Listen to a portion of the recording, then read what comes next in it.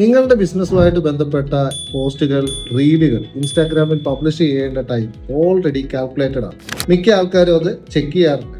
നിങ്ങളുടെ ഇൻസ്റ്റാഗ്രാം അക്കൗണ്ടിന്റെ പ്രൊഫഷണൽ ഡാഷ്ബോർഡിൽ അല്പസമയം സ്പെൻഡ് ചെയ്യാവുന്നുണ്ടെങ്കിൽ എല്ലാ ഡീറ്റെയിൽസും ഇത് നോക്കാതെ നിങ്ങൾ പലപ്പോഴും രാവിലെ 9 മണിക്കും 12 മണിക്കും ഒക്കെ നിങ്ങളുടെ റീൽസ് പബ്ലിഷ് ചെയ്യും. ഇതൊന്നും തന്നെ ഇൻസ്റ്റാഗ്രാമിന്റെ ഒരു പീക്ക് ടൈമാണ്. 3 കാര്യങ്ങൾ നിങ്ങൾ മനസ്സിലാക്കി കഴിഞ്ഞാൽ നിങ്ങളുടെ വീഡിയോകൾക്കും നിങ്ങളുടെ അക്കൗണ്ടിലും കൂടുതൽ വിസിബിലിറ്റി ഇൻസ്റ്റാഗ്രാമിൽ ഉണ്ടാവും. ആദ്യത്തെ സ്റ്റെപ്പ്, ഇൻസ്റ്റാഗ്രാമിന്റെ പ്രൊഫഷണൽ ഡാഷ്ബോർഡിൽ ഇൻസൈറ്റ്സ് ഉണ്ട്. ഇൻസൈറ്റിനകത്ത് ഫോളോവേഴ്സിലേക്ക് എത്തുക.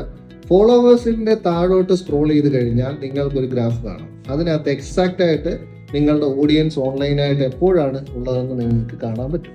രണ്ടാമത്തേത്, കേരളത്തിൽ പൊതുവെ ഇൻസ്റ്റാഗ്രാമിന്റെ പീക്ക് ടൈം എന്ന് പറയുന്നത് വൈകിട്ട് 7 മണി മുതൽ 10 മണി വരെയുള്ള സമയമാണ്. രാവിലെ 9 മണിക്കും 12 മണിക്കും ഒന്നും പോയി വീഡിയോസും റീൽസും പബ്ലിഷ് ചെയ്യരുത്. മൂന്നാമത്തെ കാര്യം, പീക്ക് ടൈമിന് 30 മിനിറ്റ് മുമ്പ് നിങ്ങളുടെ റീൽസ് പബ്ലിഷ് ചെയ്യാൻ ശ്രമിക്കുക.